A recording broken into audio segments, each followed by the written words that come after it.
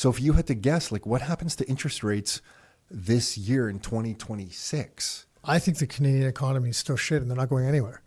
And so, and I know people are saying like, there's talk from different people, well, fixed rates are going to go up. And I just mean like meaningfully. I mean, I didn't think also they were going to go as high as they did. So I was very clearly wrong. Same. But at that time, the economy was also like on fire. Like okay, but I don't know if you were really wrong. I think what you were saying is you didn't think interest rates could go up as high as they were without causing problems. Oh yeah, which those problems have happened. So technically, I'm not trying to get defensive like you were right, but really, you know, you were thinking like, or at least that's where I was coming from, and I think you were similar. That if they raise interest rates that high, there's going to be second order effects that are pretty big problems, which have occurred. Yes, I thought those problems would be even more acute though. So like I thought we would feel the impact more quickly, and I thought you could, you know, whereas the government, people have been more resilient than you thought. And the government with their own financial picture has managed to kick the can down the road yet again. When that's something I think that we just can't underestimate.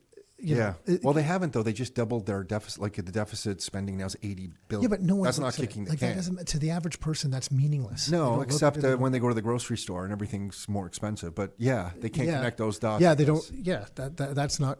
I don't feel. I feel the average person looks at that as like, oh well, that's why we had to raise the interest rates to that level. That's what we did. You know. Yeah. And they don't connect the dots. But yeah.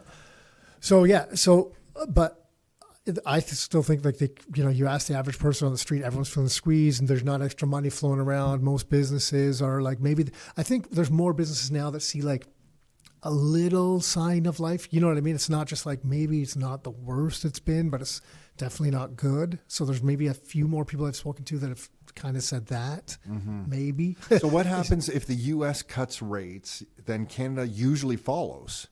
And the U.S. between January and December of this year, they have, what is it? It's like $7 trillion. I might be at $7 or $8 trillion to refinance this calendar year. Yeah, but we're so far ahead. We won't follow them immediately. They'll need some justification for the numbers to be able to cut. I don't think. Well, they happen to have a new oil supply. Now they can control the price of oil much better than they could just a few days ago. Well, that'll bring the inflation up, or make sure the inflation number doesn't go up because it'll bring it down. They could actually make the inflation number come down now on the spot price of oil. So that's going to give cover to the central bank in the U.S., the Fed, to cut rates. Yeah. No?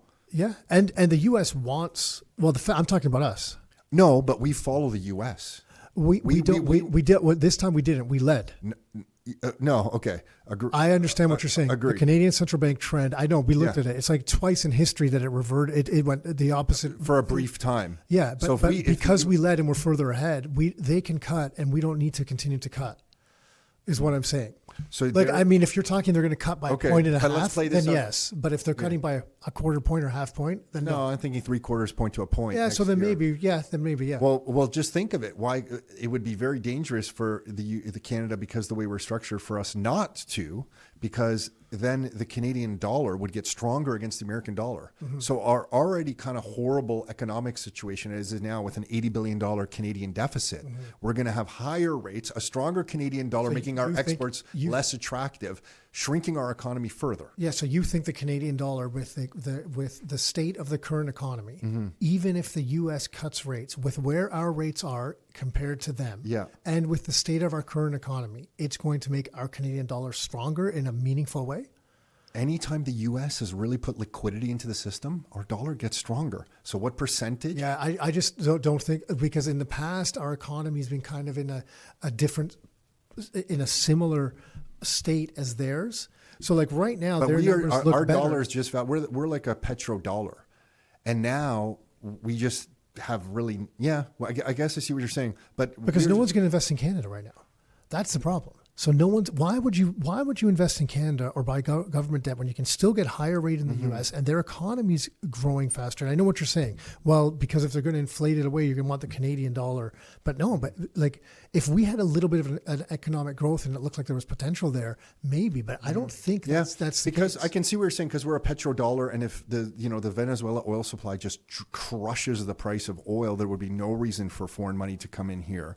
I'm just going by history of, we're crap. The Canadian dollar doesn't have a lot of value. But if the American dollar starts cutting and getting weaker relative to the American dollar temporarily over 12, 18, 24 months, we can be weaker. Yeah, but our dollar's so weak already. No, like I know this is my concern. No, I know, but in the past when we've done this, it's like the dollar hasn't been nearly this weak, right? Mm-hmm. So I don't think it's going to. I think that's what changes. What you're talking about is not going to happen at the same way it happened in the past because of that.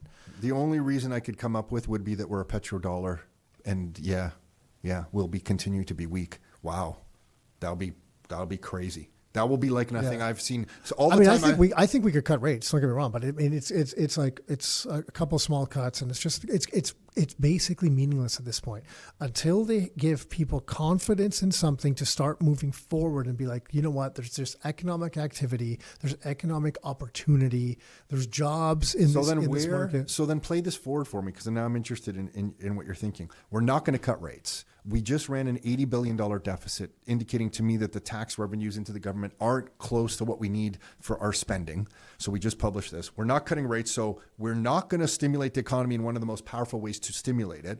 So then this year, when the next Canadian budget comes out, which now I don't even know when it is, if it's like at the end of the fiscal or in the fall again, but whatever. I think it's the fall. So now we're going to have a budget deficit next time of $100 billion, because we're not like, so the Canadian government's looking around, the Liberal government's looking around going, okay, like we don't need to do anything here to stimulate the economy, because we're just going to run these deficits and print money out of thin air and throw it around in different places. And that's going to be the way we stimulate.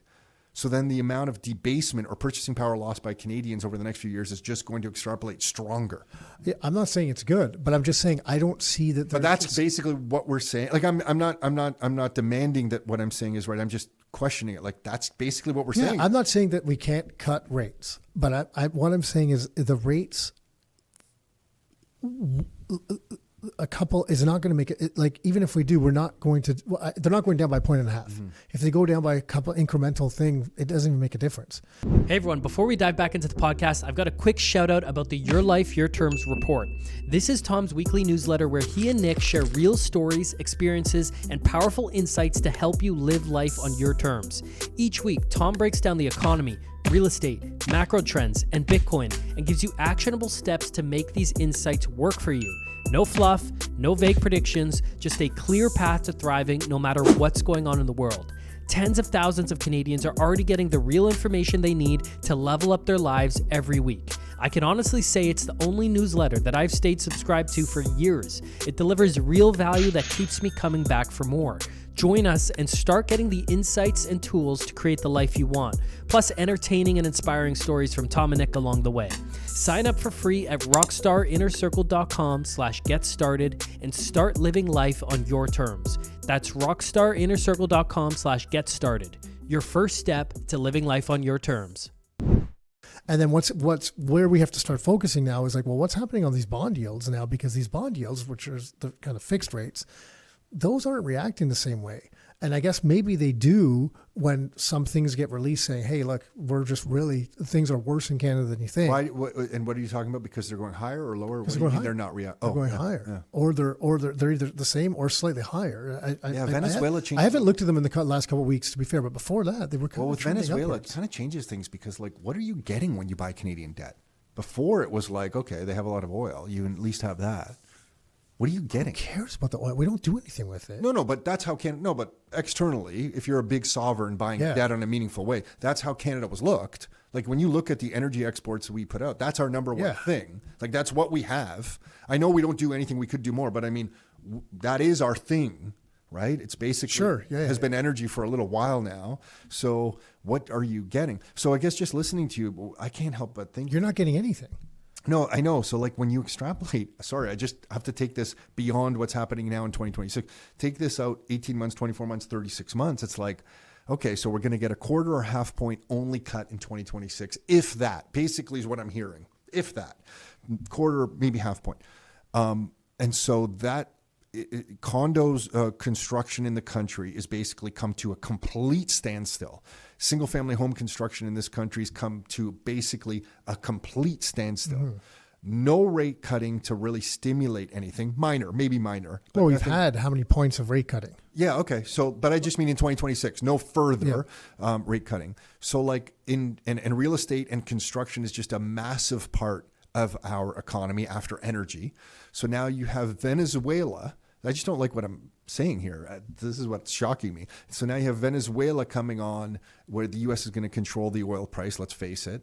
And then you have Canada. We got to look a little bit further into that because even Richard Diaz was posting some things about like how much oil they can really put to market from Okay, but let's just Venezuela let's just assume that that's why they went in there for the oil. I don't No, but I'm just saying that it's just the amount of oil that can come to market from Venezuela. They're like, it might not be able to move the market the same way, but they've been trying to get the oil price down for a long time. They want the oil price lower, just like they want the U.S. dollar lower. So maybe they can't, but in my assumption in this scenario, I'm going with that assumption that Venezuela, the number one, so what's the point? Supply of oil in the world with refineries in Texas are probably going to, do stuff. I'm like, where does Canada's economy grow? Well, what would you answer if I asked you that 3 years ago?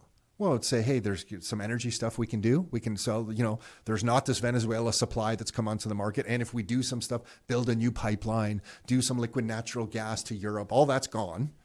Or we can stimulate the housing construction market, do some housing, lower interest rates, get that kind of going again. But now we're saying no to both of those. And then the next thing that comes to mind for me is manufacturing. And with a trade situation that's not settled between Canada and the US, we don't have manufacturing growth really in any way either. So I guess, a few years ago, I would have said there's some energy hope. Yeah. There's some. So isn't it the same thing? I mean, you no, because you could look at manufacturing and like the tariff thing gets resolved, and all of a sudden there's some manufacturing. Especially if you think the Canadian dollars are going to stay weak, there's manufacturing opportunity. Yeah, absolutely. There could be. If it gets resolved. I know this is all could and the pie in the sky stuff, but there could be stuff in the energy sector, and they could stimulate the real estate stuff. I mean, we went through such a boom cycle that we pulled so much crap. Well, we didn't do so many things in a lot of areas. From real estate, we pulled so much crap forward. We're in this lull. Does it even come back to this a somewhat of an equilibrium where then it's like that kind of spurs some of this activity? Sure, I'm just we don't need to go back to these boom days. But if you get back to kind of a so. But what brings it back? That's what I'm saying. Like, what are the big things that bring it back? I don't see any positives in any of the big sectors: energy, housing, construction, manufacturing. I don't see any future positives. Yeah, well, I mean, that can change. You hope that's going to change. No, but no. I'm just saying, as we sit here in January 2026, if we're making projections based on what the government, but those future positives haven't been in place for the last decade. No, I would say that you always kind of had this hope that there was going to be a pipeline approved. And so you don't have hope anymore? But do you? No, but that's what I'm saying. But so your hope might have changed because of the track record over the last 10 years. Sure. But what was needed to be done 10 years ago to spur things wasn't done, and you're losing hope. It can be done. And I know, look, I'm coming from the optimist perspective. You're taking like more a pessimistic perspective or realist, whatever. No, I'm thinking they're going to have to cut interest rates a lot more this year to do something. But for what? That's going to to just kind of get like some home sales going? Like the country itself needs more than that. Yeah. You're optimistic. Yeah, I am more. So that's where we differ, because I agree that the country needs more. So you're just thinking to get velocity of money up, get money. Okay. They're politicians. They need to get elected again. Yeah. You got elections going to come back again in 3 years. You're going to change the whole country. And I agree with you. Do much better infrastructure projects, fix the country, fix healthcare. I'm on board.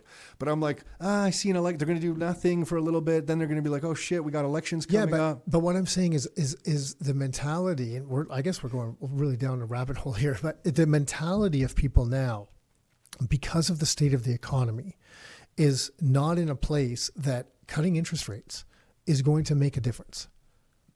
That's what I think. Not immediately. Agreed. Yeah. So you're talking if there is trickle down second order effects, which typically there is over time, then eventually that gets things kind of moving again. Yeah. It's their easiest lever. But if they cut interest rates, so in the past, like if the more recent interest rate cuts they've done, bond yields have not followed. So they've either stayed about the same fixed mortgages. They've fixed term borrowing, not just mortgages, right? Sure. So fixed. So those things have not followed. So they've either remained the same or increased. Mm-hmm. That's not going to help them spur the economy. So they're going to have to get control of that, because they yield curve control. Yeah. Okay. Sure. Okay. Yeah. Buy the bonds. Yeah, get the rates down.